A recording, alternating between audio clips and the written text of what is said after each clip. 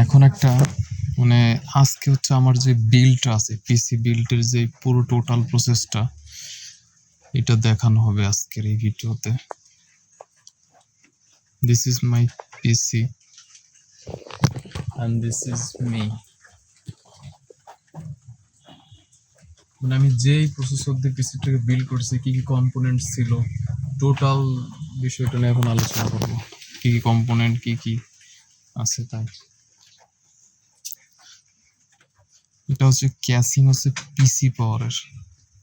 তো আমি সব কিছু নিয়ে আসি এখানে রিভিউ করার জন্য, নিয়ে আসতেছি কাছাকাছি, এখানেই রাখি, সোফার উপরে রাখি। ওকে, শুরু করি এখন হচ্ছে রিভিউ। আমি পিসিটা বিল্ড করছি হচ্ছে একটা খতরনাক প্রসেসর দিয়ে, খুবই শক্তিশালী এবং খুবই পাওয়ারফুল একটা সিপিইউ দিয়ে বিল্ড করছি। তো সেই সিপিইউটাকে হচ্ছে আগে ফোকাস দিই, মানে আমাদের দেশে অন্তত পক্ষে। মানে আমি তো 2026 সালে বিল্ড করেছি, এই যে 2026 সালের এই যে 14 দিন হয়েছে বিল্ড করছি। তো আজকে হচ্ছে কয় তারিখ, আমি যদি একটু দেখে বলি আপনাদেরকে তাহলে হলো ভালো হবে। 31 জুলাই আজকে, তার মানে আমি পিসিটা বিল্ড করছি হচ্ছে আপনার 14 তারিখ, মানে 14 জুলাইতে পিসিটাকে বিল্ড করা হয়েছে। তো দেখেন আজকে প্রথমে যেটা দেখাবো সেটা হচ্ছে একটা খাতারনাক প্রসেসর। কিসের জন্য আমি হচ্ছে এই প্রসেসর দিয়ে বিল্ড করেছি, বা অন্য কোনো প্রসেসর নিতে পারতাম কিন্তু কেন নেইনি, কি কি কম্পোনেন্টস গুলো আমি আসলে আরো ভালো নিতে পারতাম বা আরো খারাপ নিয়েছি কিনা, বা এই টোটাল বিষয়টা বলবো, বা এটা রিভিউটা কেমন, এমনকি এটা ওয়ান করে দেখাবো যে এখানে কি আছে। তো সত্যি কথা বলতে কি, 2026 সালে পিসি বিল্ড মানে হচ্ছে স্বর্ণের থেকেও বেশি দাম, মানে সব কম্পোনেন্টের।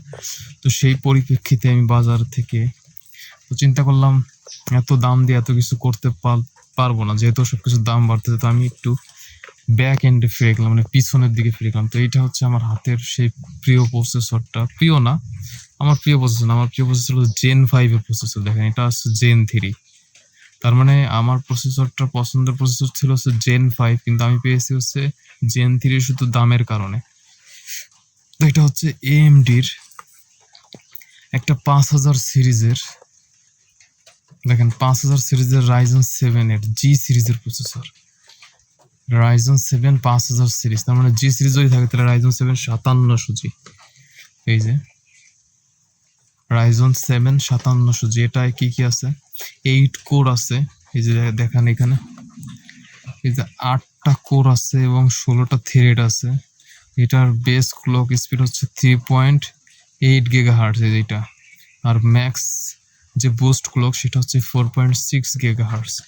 তো ওভারঅল প্রসেসরটা বর্তমান সময়ের জন্য অতটা ভালো না মানে আমি মনে করি, কারণ যেহেতু আমাদের Gen 6 লঞ্চ হবে এই শেষের দিকে, মানে AMD বলতে পারেন যে Gen 6 Gen 3 এটা কি, আমরা তো জানি যে Ryzen 7 Ryzen 9 Ryzen 5 এটাই হচ্ছে এদের সিরিজ 5000 7000 9000, কিন্তু না, এদের এদের প্রসেসর যে আর্কিটেকচার, আমি সেটা নিয়ে কথা বলতে চাই। মানে আর্কিটেকচার হচ্ছে Gen 3, এটা হচ্ছে AM4 সকেট সাপোর্ট করে, মানে এটা শুধু অনেক আগের প্রসেসর, তো ওই জন্য।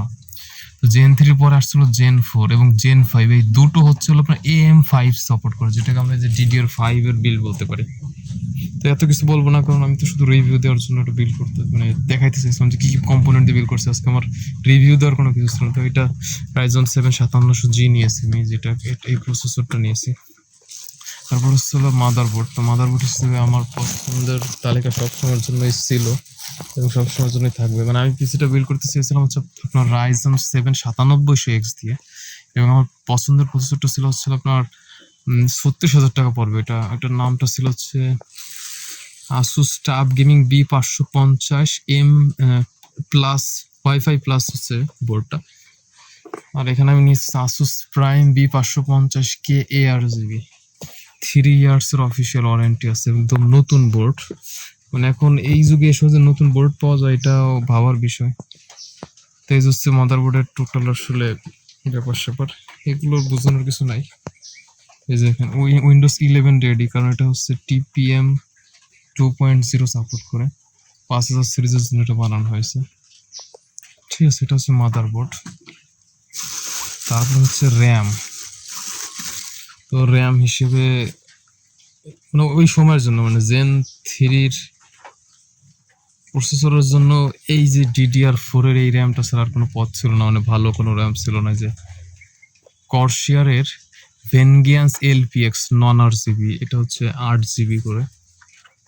তো এটা নিয়েছি কর্সিয়ার, এটা অফিসিয়াল অরিজিনাল তাই, কারণ এটা আমি চেক করেছি সিরিয়াল নাম্বার দিয়ে। তো এটা ডুপ্লিকেট হয়, কিন্তু এটার অফিসিয়াল কিছু সিস্টেম আছে যেগুলো দিয়ে চেক করতে পারবেন, সেগুলো যদি দেখতে চান আমার চ্যানেলে ছাড়বো আমি পরে। তো এটা হচ্ছে অরিজিনাল, দুইটা স্লট নিয়েছে, 8 GB 8 GB 16 GB, কারণ 16 GB ছাড়া চলবে না। 32 GB নিতে চেয়েছিলাম কিন্তু দামের সাথে পারি না। এই 8 GB র্যামের দাম তাই মনে করেন হচ্ছে 6-7 হাজার টাকা, কি বলবো। আর আর যে DDR4 আর 5 এর কথা তো বলাই যাবে না, দেখছিলাম 16 হাজার, হঠাৎ করে হয়ে গেছে 18-20 হাজার। থাক এসব বিষয়ের কথা না। আর হচ্ছে আপনার HDD নাই, আমি নিয়ে এসেছি হচ্ছে SSD, সলিড স্টেট ড্রাইভ নিয়েছি। যে এটা হচ্ছে লেক্সারের PCI Gen 3 এর একটা NVMe স্লট, যেটার আপ রিড লেকচার হচ্ছে 3300 মেগা, 500 জিবির একটা, ঠিক আছে। এই যে NVIDIA SSD, এটার ওয়ারেন্টি হচ্ছে আপনার 3 ইয়ার্স সম্ভবত, এটা দেখতে পাচ্ছেন এটা। আর হচ্ছে কি বলে এটাকে, পাওয়ার সাপ্লাই হিসেবে নিয়েছি থার্মালটেকের কুলিও লাইফ থার্মালটেক নিয়েছি। এটা হচ্ছে 2 ইয়ার্স ওয়ারেন্টি। যে থার্মালটেকের একটা পাওয়ার সাপ্লাই 450 ওয়াট, কিন্তু আমার এটা চেঞ্জ করা লাগবে, 450 ওয়াটকে 650 ওয়াটে রূপান্তরিত করতে হবে, কারণ হচ্ছে আমাকে একটা GPU লাগাইতে হবে, RTX 5060 অথবা RTX 3060, মানে দামের সাথে যখন যেটা যাবে। এই যে হচ্ছে আমার মানে পাওয়ার সাপ্লাই। তো পুরো সিস্টেমটাকে এখন অন করে আমি যদি দেখাই কি অবস্থা, হচ্ছে ক্যাসিংটা হচ্ছে আমার, মানে এখান থেকে অফ করা আছে, লাইন এখান থেকে অফ করে রাখছি। এখন যদি অন করি, হচ্ছে ক্যাসিং, ভিতরের অবস্থায়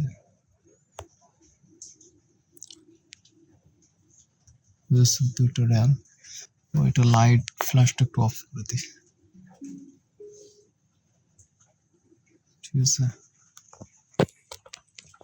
পুরো 8 GB একটা ক্যাচিং,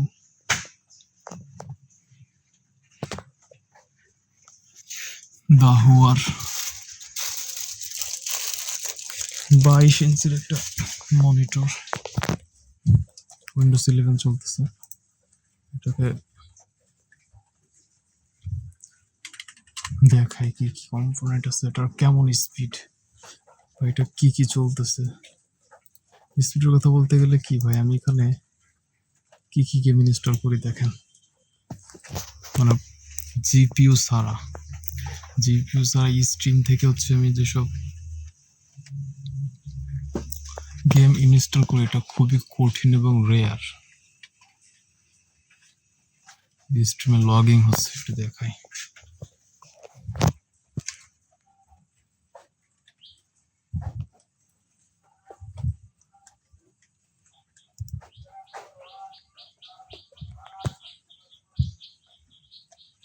এই যে দেখেন লাইব্রেরিতে কি কি আছে,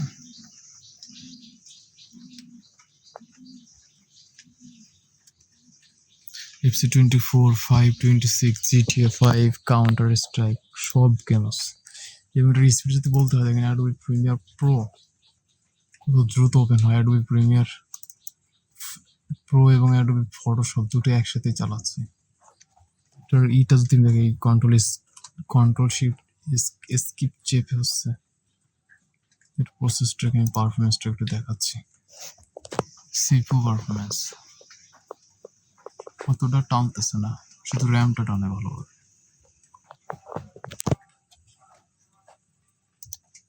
এটা খুবই খতরনাক এক প্রসেসর ভাই, এখানে সবকিছু করতে পারবেন, A to Z রেন্ডারিং যা যা করবে।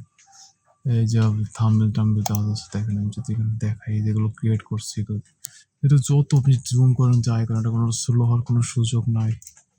এখানে আপনি যাই করেন না কেন।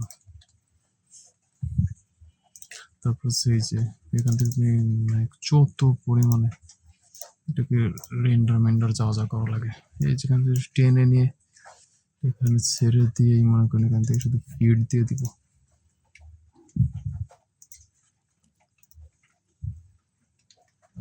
মানে টোটাল কথা বলতে গেলে কি এটা অনেক সুন্দর একটা সিপিইউ।